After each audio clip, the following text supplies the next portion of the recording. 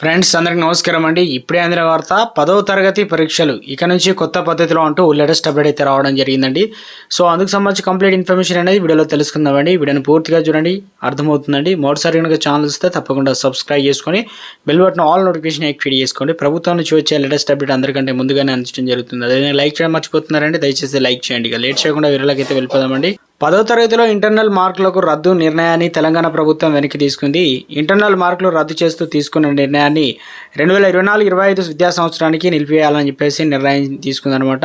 ఏం జరిగిందంటే 10వ తరగతి వార్షిక పరీక్షలకు సంబంధించి ఏడాదిలో గ్రేడింగ్ విధానానికి స్వస్తి పలుకుతూ విద్యాశాఖ గురువారం నిర్ణయం తీసుకుంది. ఇప్పటివరకు అంతర్గత పరీక్షలు 20 మార్కులు, వార్షిక పరీక్షలకు 80 మార్కులు అయితే ఉన్నాయి. ఈ విద్యా సంవత్సరం నుంచి 2024 అంతర్గత పరీక్షలకు మార్కులను కేటాయించే విధానాన్ని ఎత్తివేస్తున్నట్లు ప్రకటించారు.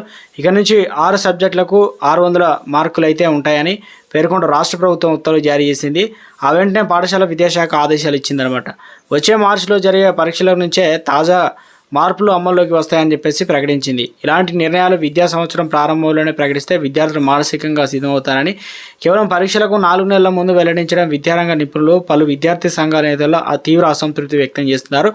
పాఠశాల విద్యాశాఖ నుంచి ఆగస్టు 19 ప్రభుత్వానికి ప్రతిపాదనలు పంపగా 3 నెలల్లో అనగా 10 రోజుల్లో నిర్ణయం తీసుకోవడం గమనార్హం. ఇప్పటికే 80 మార్కుల సమ్మిట్, అసిస్టివ్ ఎస్ఏ పరీక్షలు పూర్తయ్యాయి. విద్యారంగ నిపుణుల నుంచి వచ్చిన విజ్ఞప్తుల మేరకు ప్రభుత్వం తన నిర్ణయాన్ని ఉపసంహరించుకుంది. వచ్చే ఏడాది 2025-26 నుంచే నూతన విధానంలోకి అమల్లోకి రానుంది.